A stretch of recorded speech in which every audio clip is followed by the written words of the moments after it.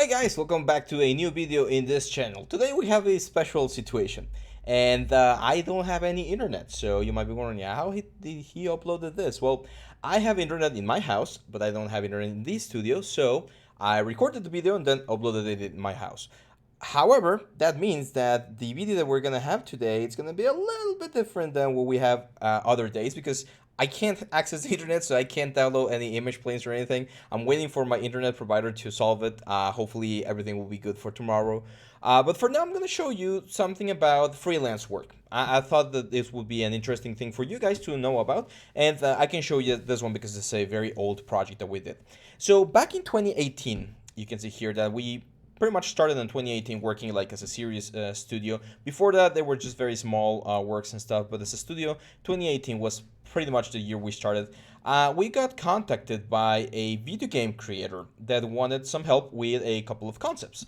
So they didn't need the whole studio. At that time, we were 7 people working here, but they just needed 2 character artists. So I took the job, and my right hand, which his name is Ivan, he also helped me with this.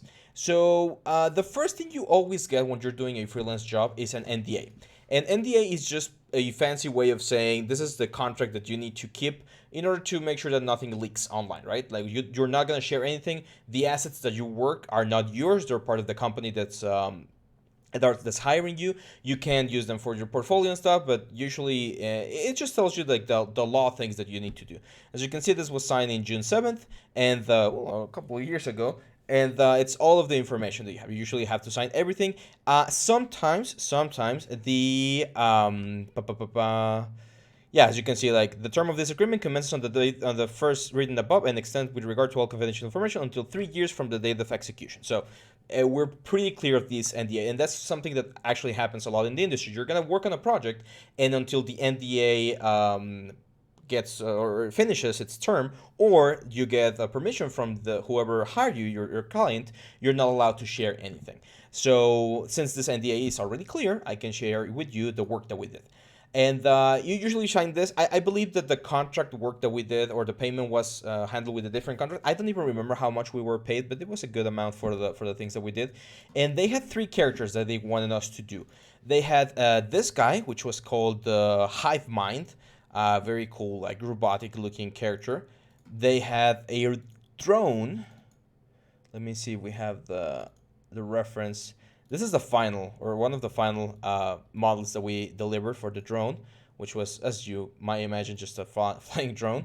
And then the final, we did the glider, which I think was my favorite.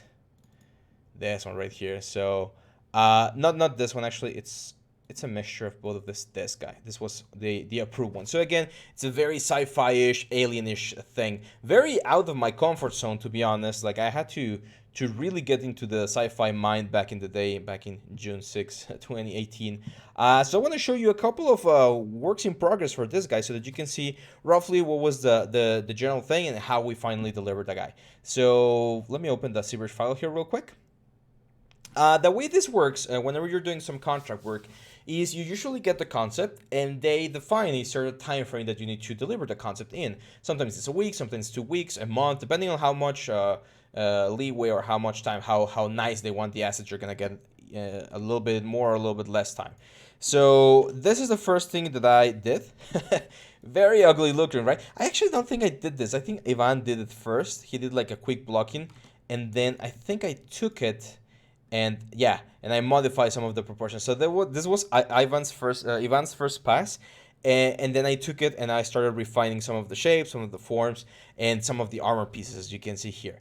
And what you always want to do is you always want to have like several like save slots for the thing so that you can show the concept. And I think I don't remember yet if I do have like works in progress, but we would usually deliver like works in progress. Here's another example.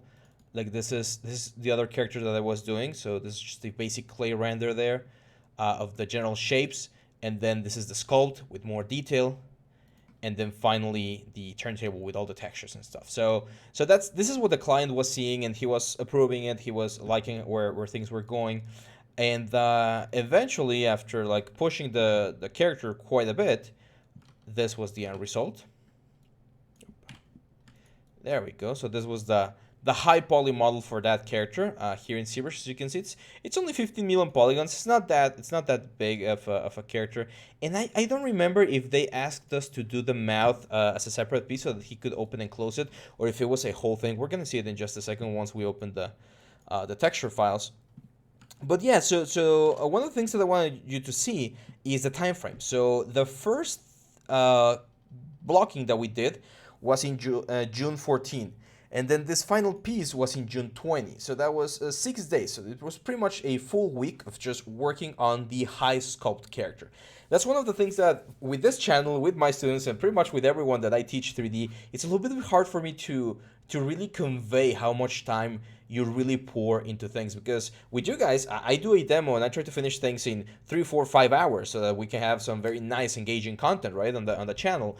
But usually things take way longer. As you can see, just the high poly of the character took almost a week. So that's about 40 hours of work just to get to that point. Now, back in the day, that was, 3 years ago, I was not as good as I am right now. I'm, of course, I've been growing and learning more as an artist. So it probably would take me about 2 or 3 days to get there now versus what it took me back there. But that's just part of growth, right? So after that, we jumped into the retopo process, and I know a lot of you guys have been asking me to show you how to do retopology. Believe me, it is on the cards. I'm trying to find a little project to do. So it's probably gonna be the sci-fi helmet. I was wishing actually to start recording the sci-fi helmet today, but again, due to the circumstances of the internet, we can't do that right now. So, by the way, do you like the new light? I changed the lights a little bit, more light, a little bit of a better image, hopefully. I was a little bit too dark in other moments, or in the past videos. Hopefully with this new light setup, things look a little bit nicer. So let's wait for this to open so that we can see the high poly of the character and the low poly. I think the bake is here. And while this is opening, let me see if I have the textures here. Yeah, here we go. Now, this particular client asked for something that I haven't seen used anywhere else. They wanted the textures to be packed in a very specific way.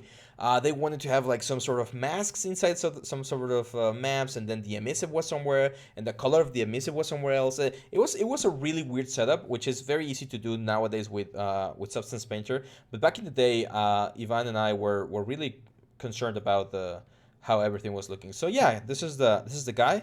I don't think I decimated this properly because this seems really heavy, as you can see here, and this was the low poly mesh. So in this case, since this was gonna be a PC game and they were, I believe, doing it with Unity, they did ask us to do it watertight. So as you can see, every single piece of the character is completely, like, we made a complete single like character out of everything.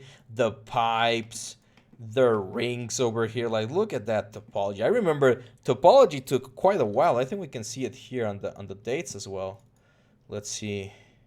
Yeah, so it was about 2 days of retopology, like pure retopology. I remember it took me quite a while to make sure that all of the high edges and the cool parts were all like taken into account.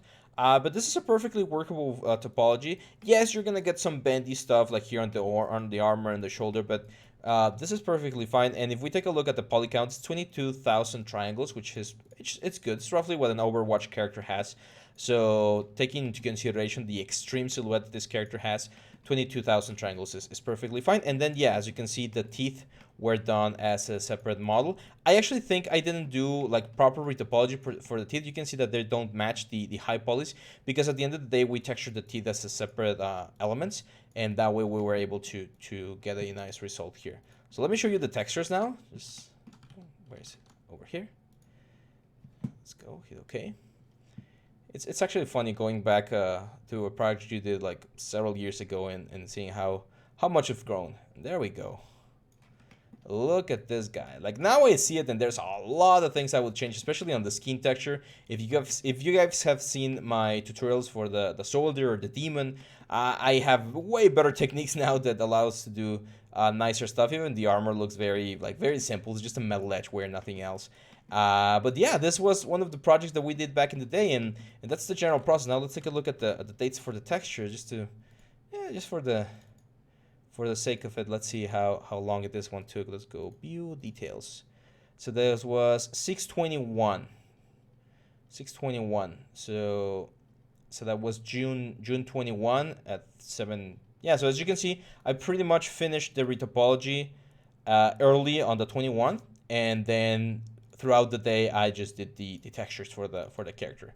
So it went from, if we check the initial date, it went from June 14 to June 21. So that's 7 days. It took us 7 days to do this specific character.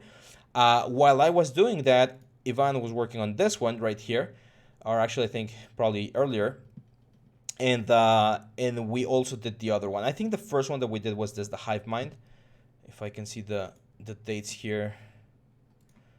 Let's see the details.